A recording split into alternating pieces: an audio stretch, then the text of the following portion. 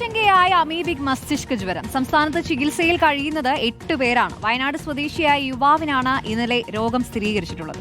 രോഗ ഉറവിടം കണ്ടെത്താനുള്ള ആരോഗ്യവകുപ്പിന്റെ ശ്രമങ്ങൾ തുടരുന്നു. പ്രതിരോധ പ്രവർത്തനങ്ങൾ ഊർജിതമാണ്. സിനോജ് തോമസ് ചേരുന്നു വിശദാംശങ്ങളുമായി. സിനോജ്, ഇത് രോഗബാധിതരായ ആളുകളുടെ എണ്ണം കൂടുകയാണ്, അതിൽ ആശങ്കയുണ്ട്. ഇതിന്റെ സോഴ്സ് കണ്ടെത്താനുള്ള ശ്രമം അതെങ്ങനെ നടക്കുന്നു? റോഷ്നി, അതായത് കെട്ടിക്കിടക്കുന്ന വെള്ളത്തിൽ കുളിക്കുന്നത് വഴിയാണ് ഈ അമീബിക് മസ്തിഷ്ക ജ്വരം ബാധിക്കുന്നത്. ഏതാനും ദിവസങ്ങൾക്ക് മുൻപാണ് താമരശ്ശേരി 9 വയസ്സുള്ള അനയ എന്ന് പറയുന്ന പെൺകുട്ടി മരിക്കുന്നത്. അത് വീടിനടുത്തുള്ള ചെറിയൊരു കുളത്തിൽ കുളിച്ചതാണ് കാരണമെന്ന് പറയുന്നു. ആ വെള്ളം ഉൾപ്പെടെ ആരോഗ്യവകുപ്പ് പരിശോധിക്കാൻ വേണ്ടി എടുത്തിരുന്നു. അതിൻ്റെ പരിശോധന ഫലങ്ങൾ വരേണ്ടതുണ്ട്.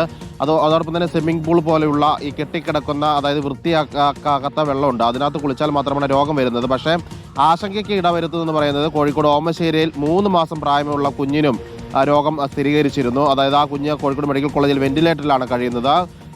കുഞ്ഞിൻ്റെ വീട്ടിലെ കിണർ വെള്ളത്തിൽ നിന്ന് രോഗം ബാധിച്ചു എന്നാണ് പ്രാഥമിക വിവരം. ആ കിണറിലെ വെള്ളവും ആരോഗ്യവകുപ്പ് ശേഖരിച്ചിരുന്നു. ഇതിൻ്റെയൊക്കെ തന്നെ പരിശോധന ഫലം കിട്ടിയാൽ മാത്രമേ രോഗത്തിൻ്റെ ഉറവിടം എവിടെ നിന്നാണ് കണ്ടെത്താൻ സാധിക്കുകയുള്ളൂ. ഇന്നലെ ഏറ്റവും ഒടുവിൽ രോഗം സ്ഥിരീകരിച്ചത് വയനാട് സ്വദേശിക്കാണ്.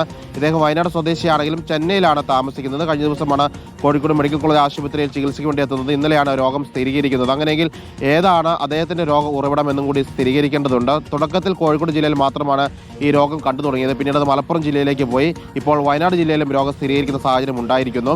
ഏതായാലും കോഴിക്കോട് ജില്ലക്കാരായ 3 പേരും മലപ്പുറം ജില്ലക്കാരായ 3 പേരും വയനാട്ടിൽ നിന്നുള്ള 2 പേരുമാണ് കോഴിക്കോട് മെഡിക്കൽ കോളേജ് ആശുപത്രിയിൽ ഈ രോഗം ബാധിച്ച് ചികിത്സയിൽ കഴിയുന്നത്. ഇതിൽ 3 പേരും കുട്ടികളാണ്. ഏതായാലും മനുഷ്യരിൽ നിന്ന് മനുഷ്യരിലേക്ക് രോഗം പടരില്ല എന്ന് പറയുന്നു. ഏതായാലും കെട്ടിക്കിടക്കുന്ന, വൃത്തിഹീനമായ സാഹചര്യത്തിൽ കിടക്കുന്ന വെള്ളത്തിൽ നിന്നാണ് ഈ അമീബ ഈ തലച്ചോറിലേക്ക് കയറുന്നത്. അതുകൊണ്ട് തന്നെ ഇത്തരത്തിൽ കെട്ടിക്കിടക്കുന്ന വെള്ളത്തിൽ കുളിക്കാൻ പാടില്ല എന്ന നിർദ്ദേശം ആരോഗ്യവകുപ്പ് നൽകിയിട്ടുണ്ട്. അതോടൊപ്പം തന്നെ തദ്ദേശ സ്ഥാപനങ്ങളിൽ ഇത്തരത്തിലുള്ള കിണറുകളും കുളങ്ങളും വൃത്തിയാക്കാനുള്ള നിർദ്ദേശങ്ങളും സർക്കാർ നൽകിയിട്ടുണ്ട്. റോഷ്നി, ഓക്കെ, സിനോജ് തോമസ് ആണ്.